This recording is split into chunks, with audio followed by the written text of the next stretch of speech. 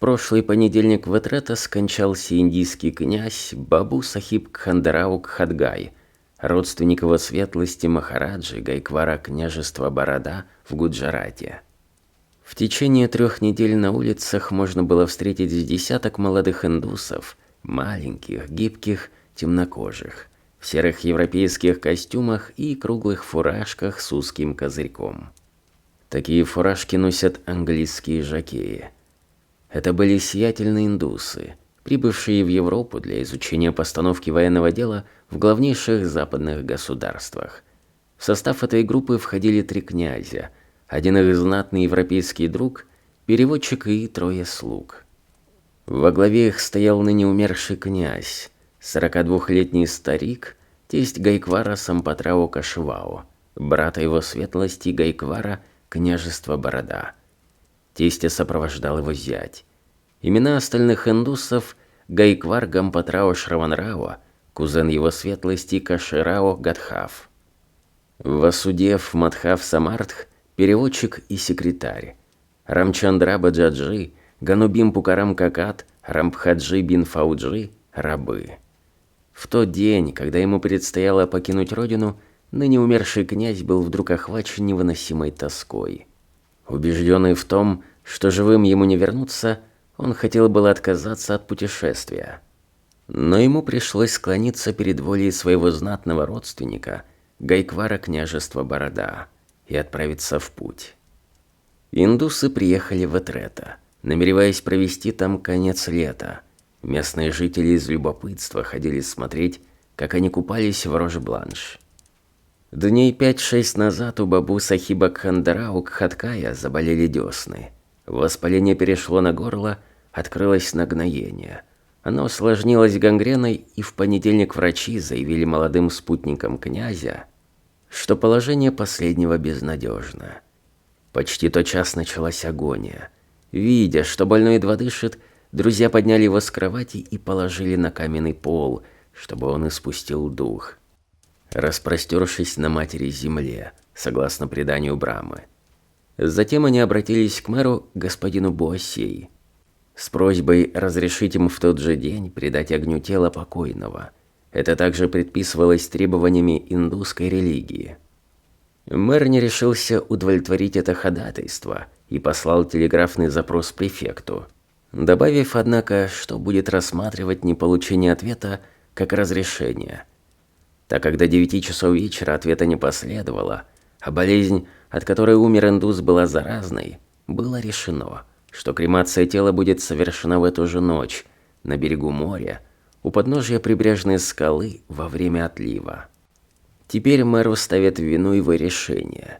Между тем он поступил как умный, энергичный и свободомыслящий человек. К тому же он опирался на мнения и на советы 3 врачей, лечивших больного и установивших факт его смерти. В тот вечер в казино танцевали. Это был довольно холодный вечер, вечер ранней осени. С моря дул сильный ветер, но оно еще не волновалось. По небу неслись разорванные, растрепанные облака. Они набегали издали с горизонта, темнее на фоне небес, светлели, приближаясь к луне, и заволакивали ее на мгновение, стремительно проносясь перед нею. Выделяясь 2 черными пятнами среди нежно озаренного пейзажа, темнели высокие, крутые скалы 2 прибрежных возвышенностей, которые обрамляют полукруглый пляж Этрета и заканчиваются 2 знаменитыми скалами в виде арок, носящими название ворот. В течение всего дня шел дождь. Оркестр в казино играл вальсы, польки, кадрили. Внезапно пронесся необычайный слух. Рассказывали, что в отеле умер какой-то индийский князь, и что родственники покойного просили у министра разрешения ожечь его тело. Но такой способ погребения еще настолько противоречит нашему быту, что никто этому не поверил. По крайней мере, никому не пришло в голову, что сожжение тела совершится так скоро. Было уже поздно, все разошлись по домам. В полночь по улицам прошел фонарщик, гася один за другим желтые огоньки газовых рожков, освещавшие уснувшие дома, грязь, лужи воды. Мы ждали. ждали того часа, когда улицы городка затихнут и опустеют. С самого полудня столяр распиливал бесчисленные доски на маленькие куски, недоумевая, к чему эти куски могут пригодиться и зачем понадобилось губить столько хорошего материала. Напиленные дощечки нагрузили на телегу. Телега направилась кружным путем к берегу моря, куда и прибыла, не возбудив никаких подозрений у встречавшихся по пути запоздалых прохожих. Она довезла свой груз по прибрежной гальке к самому подножью скалы. Там дощечки были выгружены, и слуги-индусы принялись сооружать из них высокий, продолговатый костер. Они работали одни. Рука иноверца не должна принимать участие в этой священной церемонии. В час ночи родственникам покойного сообщили, что они могут приступить к выполнению обряда. Дверь домика, где обитали индусы, отворилась, и мы увидели в тесной, слабо освещенной передней покойника, лежавшего на носилках и закутанного в белый шелк. Под этим бледным покрывалом отчетливо вырисовывалось распростертое тело. Индусы, серьезные и строгие, стояли у его ног. Один из них, приговаривая тихим монотонным голосом непонятные слова, совершал над мертвым предписанные похоронные обряды. Он ходил вокруг тела, иногда прикасался к нему, а потом, взяв висящую на 3 цепочках урну, долго кропил его священной водой Ганга. Куда бы ни отправился индус, он должен иметь при себе эту воду. Затем 4 индусов подняли носилки и медленным шагом тронулись в путь. Луна зашла, оставив грязные пустые улицы погруженными во мрак, но тело на носилках, казалось, светилось, так сверкал в темноте белый шелк. И это светлое тело плыло в ночи, поддерживаемое людьми, чьи темные лица и руки сливались во мраке с их одеждой. То была поразительная картина. За носилками шло 3 индусов, а за ними, головой выше их всех, закутанный в светло-серый дорожный плащ, шел англичанин, их друг, человек образованный и утонченный, который служил индусам проводником в их путешествии по Европе и помогал им своими советами. Мне чудилось, что здесь, под туманно-холодным небом, на маленьком северном пляже, передо мной разыгрывается какое-то символическое зрелище.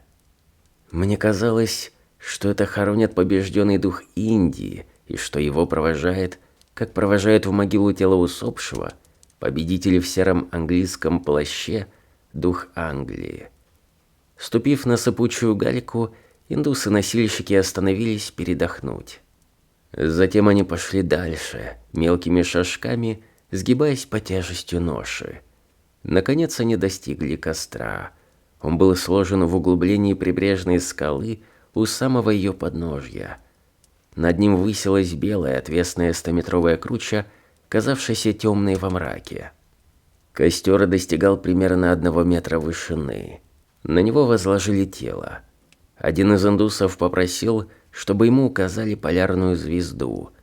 Его просьба была исполнена, и тогда покойного Раджу положили головой к северу, а ногами к его родине. На тело вылили 12 бутылок керосина и с ног до головы покрыли его распиленными сосновыми дощечками. Потом, в течение почти целого часа, родственники покойного и слуги продолжали накладывать дощечки на костер, постепенно возвышая его уровень. Теперь он был похож на те штабеля сложенных досок, которые хранят у себя на чердаке столяры. В заключение на костер вылили еще 20 бутылок керосина и высыпали мешок мелких щепок. В нескольких шагах от костра в маленькой бронзовой жаровне мерцал огонек. Он горел с того мгновения, как принесли тело. Время настало. Родственники подошли к жаровне, так как огонь на ней еле теплился, в нее подлили масло, и вдруг пламя взвилось, осветив сверху донизу высокую стену скалы.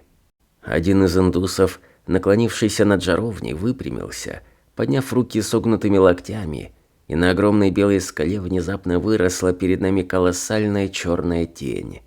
Тень Будды в его героической позе. И тень островерхой шапочки на индусе казалась тенью головного убора божества. Эта картина была так поразительна и неожиданна, что сердце мое забилось, будто при виде какого-то призрака. Да, то был он, древний священный кумир из глубины Востока, явившийся в Европу и охраняющий своего сына, которого ожидал погребальный костер. Тень исчезла. Жаровню поднесли к костру, щепки наверху костра вспыхнули, затем загорелись дощечки, и ослепительный свет сразу озарил берега, полосу гальки и пену прибоя. Он становился с каждой секундой все ярче, отблеск его озарял далеко в море пляшущие гребни волн. Порывистый ветер с моря раздувал пламя, оно проникало, выпрямлялось, рассыпало миллионы искр. Искры с бешеной быстротой мчались ввысь мимо отвесного берега и терялись в небе, смешиваясь со звездами и увеличивая собой их число. Раздались жалобные крики потревоженных ночных птиц. Раскинув белые крылья, они влетали в освещенное костром пространство и, описав длинную дугу, вновь исчезали во мраке. Вскоре костер превратился в сплошную огненную массу, не красную, но желтую, ослепительно желтую, превратился в какой-то пылающий горн, бичуемый ветром. И вдруг, при особенно сильном порыве, он покачнулся и наполовину обрушился, накренившись к морю. Тело открылось, оно лежало, почерневшее, на огненном ложе и горело длинными языками синего пламени. Обрушилась и часть костра с правой стороны. Тело повернулось на бок, словно человек, лежавший в постели. Его тотчас же покрыли новыми дощечками, и пламя запылало яростнее прежнего. Индусы, сидя полукругом на гальке, печально и сурово глядели на костер. Так как было очень холодно, мы, посторонние, тоже подошли к огню так близко, что дым и искры били нам в лицо. Мы не ощутили никакого другого запаха, кроме запаха горящей сосны и керосина. Часы текли, рассветало. К 5 часам утра от костра оставалась только куча пепла. Родственники усопшего подобрали пепел, часть его развеяли по ветру, часть бросили в море, а часть сыпали в медный сосуд, чтобы увезти его обратно в Индию. Затем они удалились оплакать покойника у себя дома.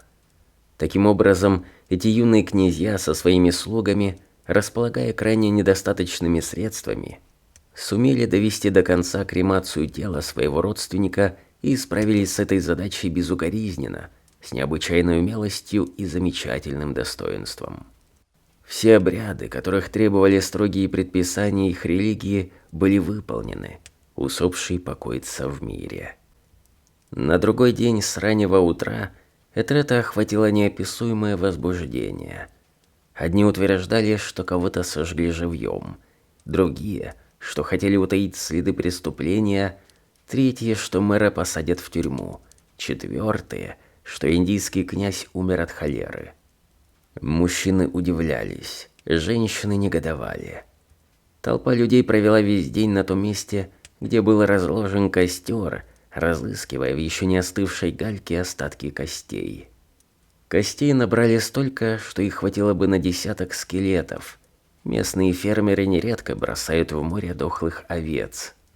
Игроки бережно прятали эти косточки в свои кошельки, но никому из них не досталось ни частицы подлинного праха индийского князя. В тот же вечер прибыл правительственный чиновник расследовать данный случай. По-видимому, он взглянул на это странное происшествие как человек здравый и благоразумный. Но что-то он напишет в своем рапорте. Индусы заявили, что если бы им запретили сжечь тело их соотечественника во Франции, они увезли бы его в более свободную страну, где им дали бы возможность выполнить предписания своей религии. Итак, я видел, как человека сожгли на костре, и это возбудило во мне желание исчезнуть подобным же образом. При сожжении все кончается сразу. Человек ускоряет медленную работу природы, а не замедляет ее еще более, как тогда, когда тело умершего заключено в отвратительный гроб, где оно разлагается целыми месяцами. Плоть умерла, дух отлел, Очистительный огонь в несколько часов распыляет то, что было живым существом, развеивает останки по ветру, превращает их в воздух и в пепел, а не в мерзкую гниль. Это чисто и здорово. Есть что-то отвратительное и страшное в гниении трупа под землей в замкнутом ящике, где тело превращается в жидкую массу, в черную, вонючую грязь. При виде гроба, который опускает в топкую яму, сердце сжимается от томительного страха, но пылающий под открытым небом костер – это величественное, прекрасное и торжественное зрелище.